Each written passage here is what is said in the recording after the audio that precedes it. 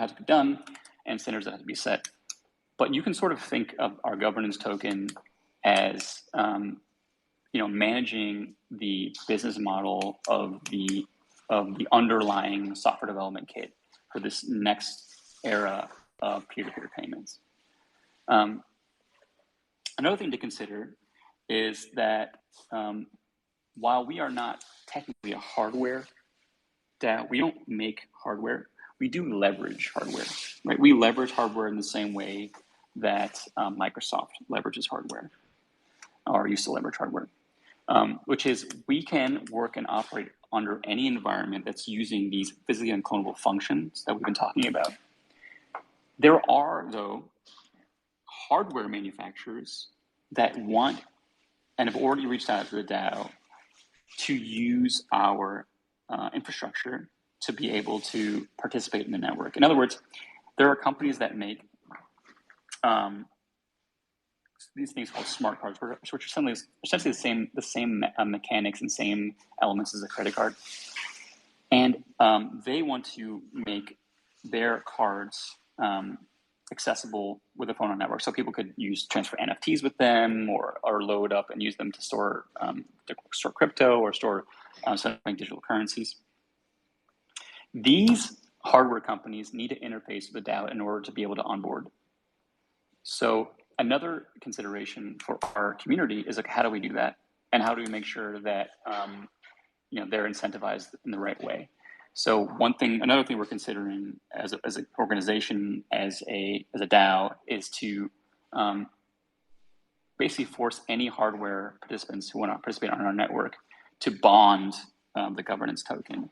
That creates a lot of more aligned incentives, and also ensures that token holders are rewarded for those needs.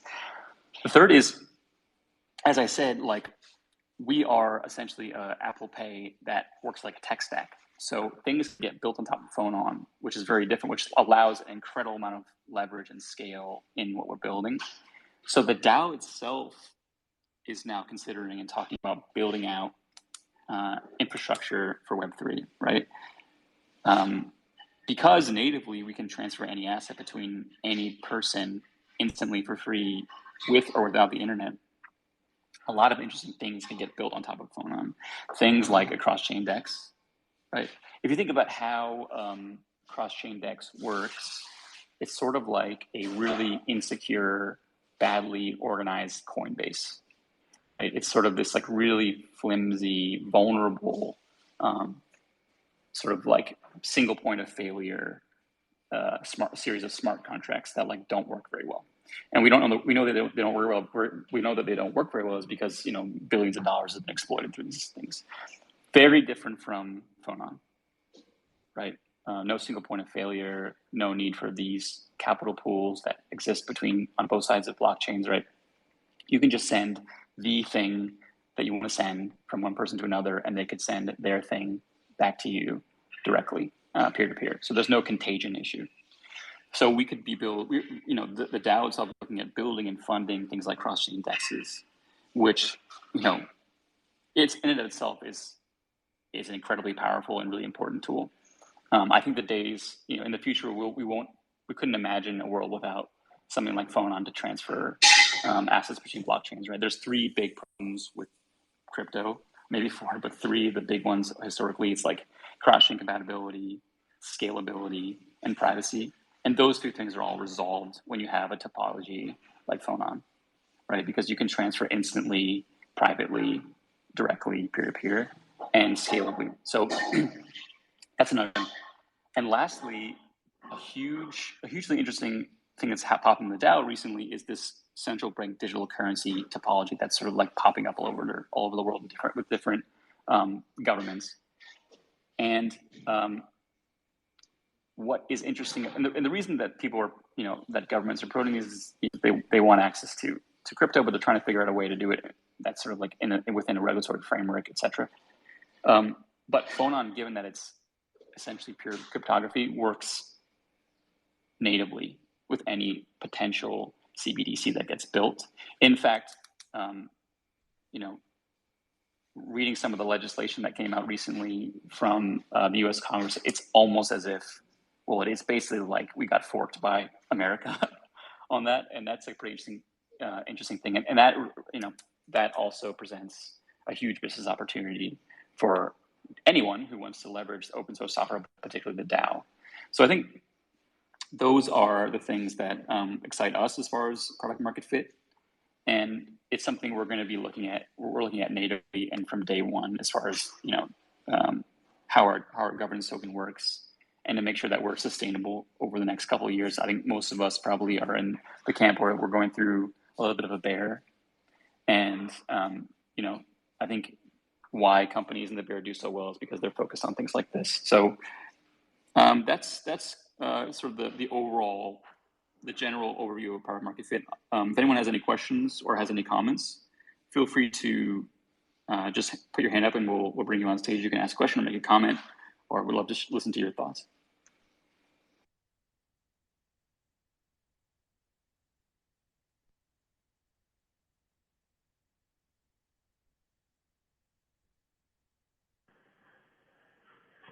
Hey, Mickey, from while we're waiting for people to ask questions, from an end user standpoint, how do you see a Phonon transaction happening? Right, so yeah, from like a start to the end. Yeah, I think it's really, when you so being part of this community, it's like some of the smartest people that I worked with in a long time, and I think like from a development and engineering standpoint, we're always kind of eager to explain the cryptographic handshake process, right? Because the substrata of Web3, right? The thing that makes Web3 different from anything else is this basis of cryptography, right? That you can securely transfer things. And what's happening with the Phonon is basically, it's like me loading up a hardware wallet with, let's say, Bitcoin, and then handing it to you along with the private key, and then you knowing through the magic special sauce of Phonon that I no longer have that private key, and us being able to do that off chain, right? So that we can. There's a lot of technical details in that, but like we get eager to like kind of express the handshake in a very technical way. But I think if I were to like zoom out over time, it will be completely invisible. Like as we build better infrastructure, better wallets over everything, you know, your transaction between, like there is in development now a wallet that uses Phonon, but there are other large crypto orgs that are already like playing with and testing on how to build sort of a Phonon to their back end. But I think zooming out in like 5 or 10 years, it'll be kind of insane to us that we ever didn't use these physically unclonable functions, this secure hardware, to make transactions happen, because they're so much more secure. Like you don't get these contagion issues when you have this secure hardware. So I think that these sort of like effortless transfers between people will become the norm, whether through Phonon or another topology, but something along the lines of these, because this is the only technical stack that works at scale, right? Where you could do, you know, theoretically, it scales linearly. So theoretically, you could do like 2 billion transactions a second if there's enough participants in the network, right? Because there's no central point of failure. It's all peer-to-peer. So, and also the interesting thing about a business model in our case is that we actually would have no idea how many transactions would be happening at a given time, because it's that secure that we wouldn't have a lens on that, which is great from a user and a technical point of view, but it makes the challenge of product market fit hard to measure, because we won't know how many people are using it and with what. So that creates some interesting and unique challenges for us going forward. Yeah, it would be almost just like cash, right? Yeah. Cash today, we don't know who If I buy something or sell something, that's not tracked. And now we're moving that to the digital realm. Exactly. Like imagine anything could become bearer bond or cash, like literally anything that's digital. So, and you could send those things instantly for no cost, completely privately. So whether that's like, an NFT or central bank issued digital currency or Ethereum or Bitcoin, this is sort of like an underlying piece of plumbing that is sorely missed in this environment. And, like I said, like potential is all there. It's sort of like, that's sort of like, I want to focus on product market fit stuff because like we can go all day on like really exciting technology. It's like, we just want to make sure that at the end of the day, that we're not we're not speculation driven DAO, that we're built on solid fundamentals and that we have a plan and a roadmap for product market fit, for revenue generation at scale, and that we can, and those things are like built in from day one. Like we, testnet is launching soon and alpha is launching soon, but from day one, it's sort of like, okay, we have this vision in mind of being self-sustaining and able to generate and grow the bull or the bear, and building that in from day one and having that as like sort of a stake in the ground is so crucial for us because of how potentially transformational this could be. Not just for crypto. I mean, it's great for crypto, but it also happens to work for a lot of other things. It just happens to be crypto one of the most exciting areas now. But there's so many other applications for this that have nothing to do with sending a currency from one product. There's so many other things to do, right?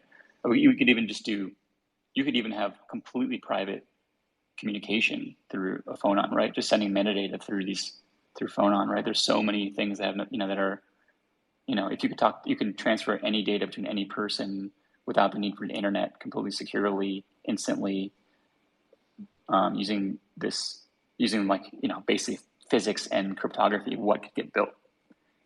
So that's exciting. But yeah, I kind of answered your question, but talked about some other stuff, but that's sort of how I see it all like lining up over the next, 12, 24 months.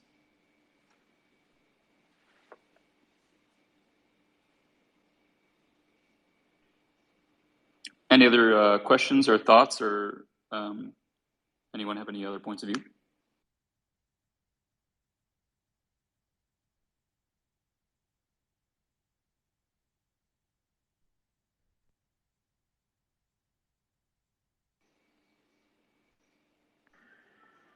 All right.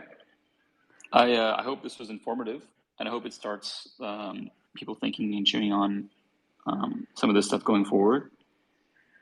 And you can always reach us in the Discord. We're there, very active. I would pay attention to when testnet gets launched. That's all kind of in the near future. And I would definitely, we have a lot of room and a lot of things that can get built. So, we're not too, we have no kind of like thoughts or focus on what's happening sort of macro.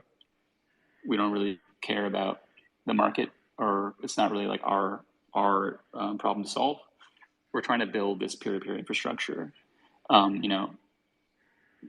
can easily foresee a day in 5 or 10 years where, peer-to-peer credit card companies that don't require centralized authority become reality, or these sort of like, putting in your hands like these incredibly, what used to take a lot of capital could now be done peer-to-peer. Like, for example, like the way I send dollars to someone in India, if I want to send rupees to India, I can't. If I live in the United States, I can only send, like if I were to send $25 to my friend in India, I would have to take my money, I have to give it to an intermediary bank. That intermediary bank is sitting on billions of dollars of rupees and US dollars, and they debit and credit, and they send the rupees to my friend and they take my dollars, right? You can't actually send thing A to person B directly. There's actually no way to do that. You have these huge intermediary banks that sit on billions of dollars. Like, think about how much money gets locked up because you can't go peer-to-peer, right? How much more efficient can these markets get if you could just go direct, right? That is just one heart of what's getting built. So it's just important that when we build it, we make sure that we don't just build something that's transformational and great, but also that the developers and the community and token holders see some value accrual to the DAO as well. I think that's important to consider. So we are working on that, and that's part of our vision and what we're going to be outlining soon. Once we're still in the process of testing the technology and making sure it works at scale, and it's been in development for about 18 months, almost 2 years. So I would definitely stay tuned tonight if you have an interest to build something. I think there's no better time than now, and than joining us. Maybe this is the sign you needed to join a ragtag group of people working in the DAO to build something that could be really transformational. So we're still here, we're still available, and I hope you guys do join us. Yeah, I would say join the Discord. We have stuff on YouTube. We're out there, so definitely look us up. There's gonna be a lot of work to do.